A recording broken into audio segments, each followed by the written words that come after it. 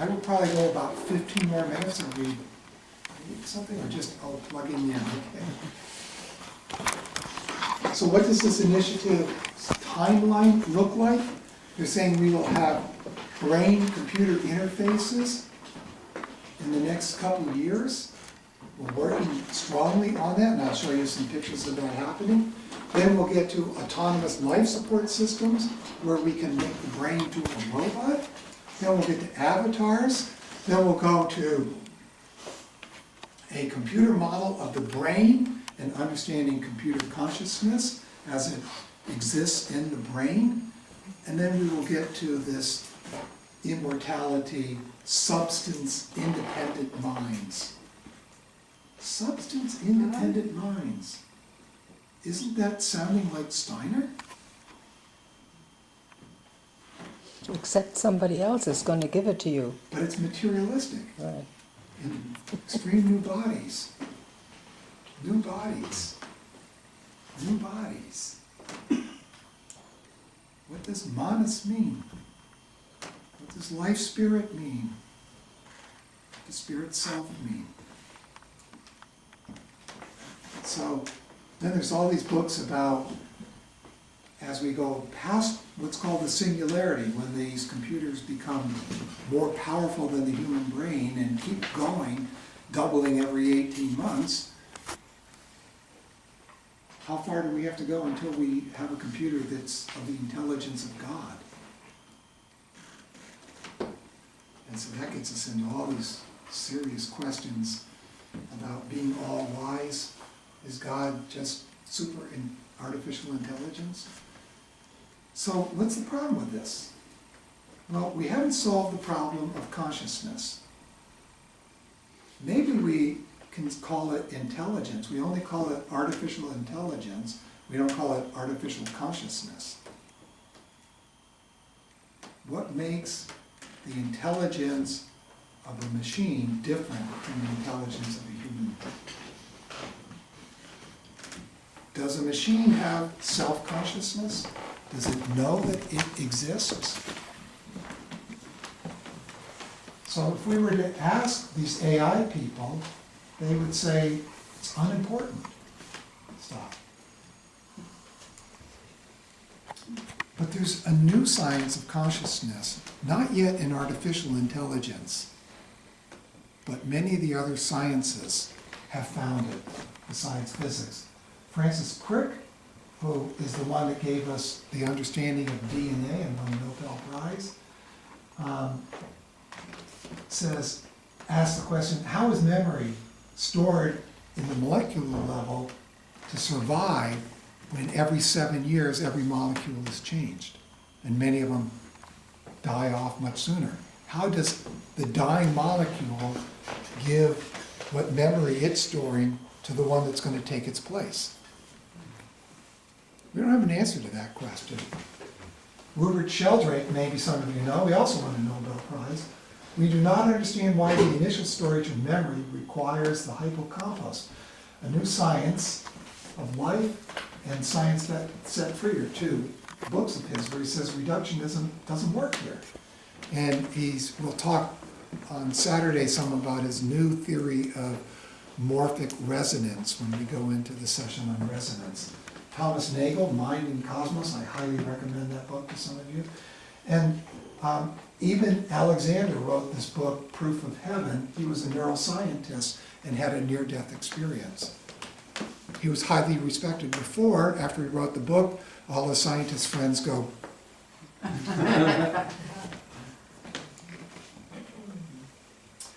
So we talked about these near-death experiences. The Heart's Code talks about people who have had organ transplants, mostly heart, where they suddenly, after the heart transplant, have memories that are definitely not theirs.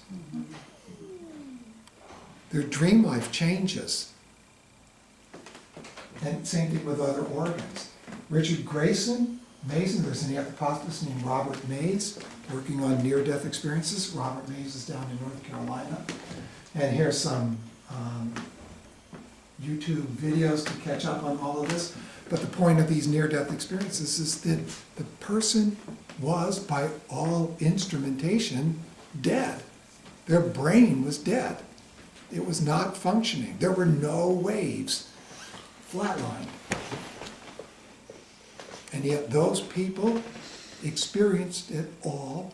They experienced their loved ones, sometimes miles away, exactly what they were doing. It's been checked by these scientists like Richard Grayson and found that their descriptions match exactly what was going on. And how could they? So scientists are still saying they don't want to look at it. Why? Because you could lose your ability to get tenure. You could get blacklisted if you start using the word soul or spirit in your papers that you write. It's a very difficult thing. And then past life experiences with Jim Tucker's book, Return to Life. And what's interesting is only children remember this. Something happens in our teenage years where these memories are completely wiped out. What do you think's happening those teenage years? What's getting born from 12 or 14 on?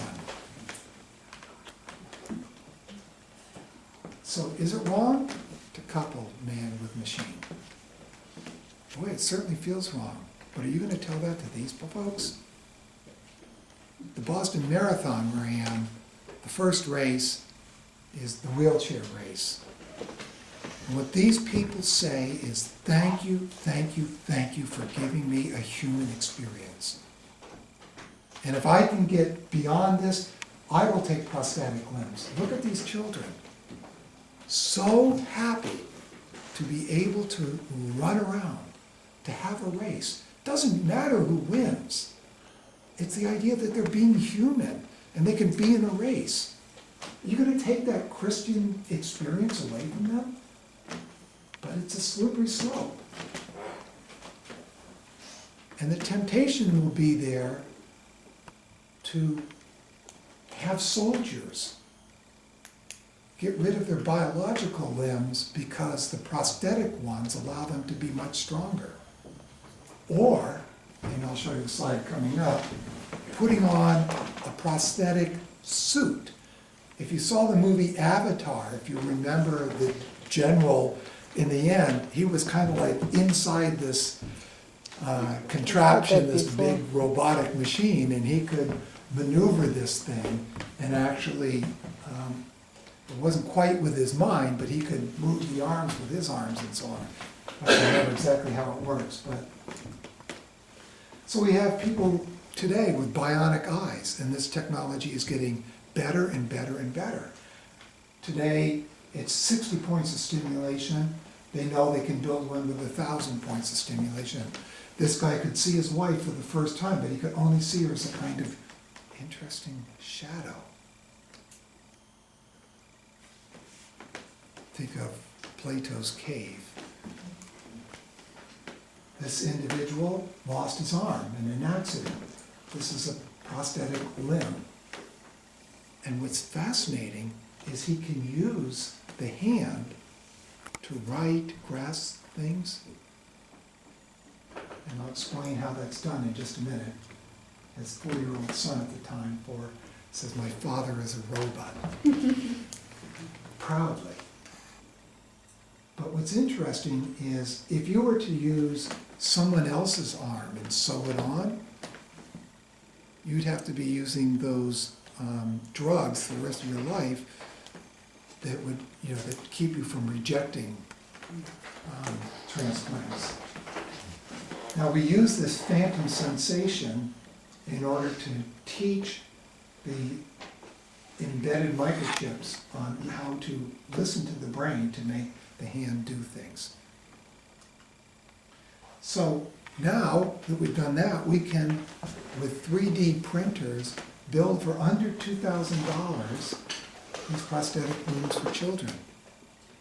God, that touches my heart. How wonderful, because those parents of this poor kid would have to be buying a new one every year because they're growing. That's pretty darn expensive when you're talking about $400,000 for that previous person's, now under $2,000. Look at this kid hugging his mom. With 3D printers, what else can we do? Well, there's all sorts of things that are coming that we can build. And a lot of these, we're building just the framework for them that dissolves away as the body rebuilds that according to the structure that's been put in. Hip replacements and so on. Maybe this way, and then it would be your natural body again, as these 3D parts that are inserted dissolve away. So here's a guy who's been paraplegic, and now he's learned to be able to drink a beer.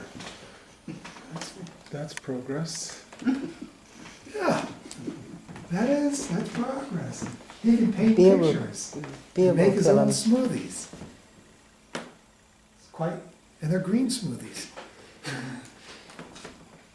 So how's this done? So what they're doing is they put these sensors all over you, your brain, like MRIs and so on, and they ask you with your phantom limb, reach out and shake hands with that person. Go and press the button on that machine. Try to type for me. And they're recording what the brain is doing. If you know what Steiner has to say, Steiner says, we do not have motor nerves in the way science believes. I don't. We are actually sensing the activity of the will through the body movement to make sure it's the right movement. But we're sensing it. So that sensing of it creates a signature in the brain, okay, where that activity is occurring, and they capture that. So a millisecond after the brain does that, so you think, oh, I want to reach out and grab that apple, all those firings are sensing, trying to see, did I get that apple? And so that firing is what tells the prosthetic limb what to do. Does it make sense? Get how that's done? And now with neuroplasticity of the brain being known, big question is can we train the brain in the future? Can we learn more about neuroplasticity that we can help evolve our brains to accept more machines connected to us, especially prosthetic limbs? So the technology, shall we say, is there, known, and as it's pouring in. And what you see here is a person paralyzed, and he has these, instead of artificial limbs, he still has his own biological limbs, but he's got these things attached to it so that when he thinks, I want to walk, the brain firings cause the prosthetic limbs to move to Move the natural legs. limbs. Now imagine what the US Army would like to do with these, to make our soldiers superhuman strong.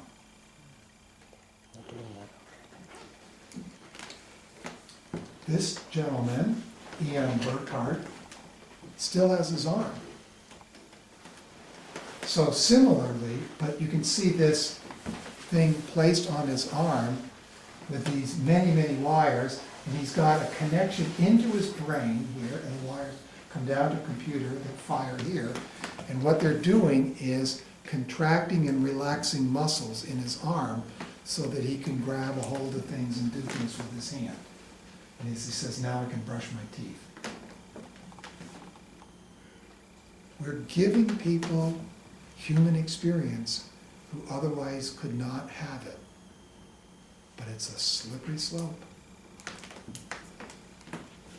And so you can see this interesting, the artist from 20 years ago was pretty close to what is happening. So a lot of books out on artificial intelligence, our final invention, artificial intelligence, and the end of the human era. And then some other books that really just go into what it is. And then this one by Jeff Hawkins, On Intelligence. And here again, the brain is not a computer now, so we've had some evolution, but a memory system that stores experiences in a way that reflect the true structure of the world. How about that? Remembering sequences of events and their nested relationships and making predictions based on those memories. It's a memory prediction system. That is what consciousness is. So, but that's not all in science. And here's a whole bunch of science, the language of God, the God theory, these are physicists, the genie in your genes, epigenetics, biology of belief, epigenetics, revolution, science and religion, and so on. These books are changing science. The materialism of science is cracking. But here's a Waldorf school in Green Meadow, and out of 50,000 schools, they placed 5th in the world. That's essentially number one. Doesn't really matter because, they're just picking ones here. That's a Waldorf school. Imagine that. What made them so spectacular? They were quite creative in what they had their robots do and how they had their robots do it. But I'm telling you, this is what's needed for mankind's future evolution. We need our high school Waldorf students to feel and experience and participate in the forefront of human development, where human progress is. And what's interesting is Steiner says, where human progress is, there is demonic magic.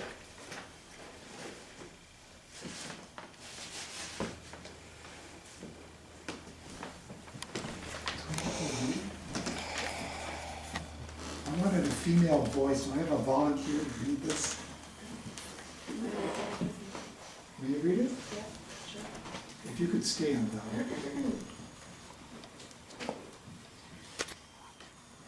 The stars once spoke to men. It is world destiny that they are silent now. To be aware of the silence can become pain for earthly men. But in a deepening silence, there grows and ripens what man speaks to the stars. To be aware of the speaking can become strength for spirit men.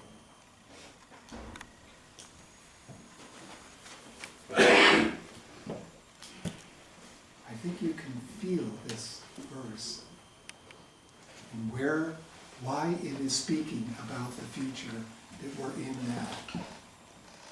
What man speaks to the stars? So, we heard tonight about cosmic evolution and the path towards Jupiter. We touched upon devolution, and we will go into that in much greater depth tomorrow. We touched upon the role of Ahriman to reach that, and how we are to prepare for that future. We looked at Kurzweil's singularity, artificial intelligence, we just dabbled, and we'll do that much more on Saturday, and this merging with machines and its slippery slope. So tomorrow, we'll be looking at the preparations for the remaining post-Atlantean ages and why this question of technology and sexuality is so important. And then, as we can see, we then go into, on Saturday, the workshop. I'm going to stick around for a little bit. There's refreshments over here. And if you have any questions, I will be there, but are there any right now that people would like to ask? Yes. In the verse before, a little back, I think given for us by world direction, full of wisdom. All this is given to us by world direction, full of wisdom. Why do you question that? Does it not feel like it's full of wisdom? No,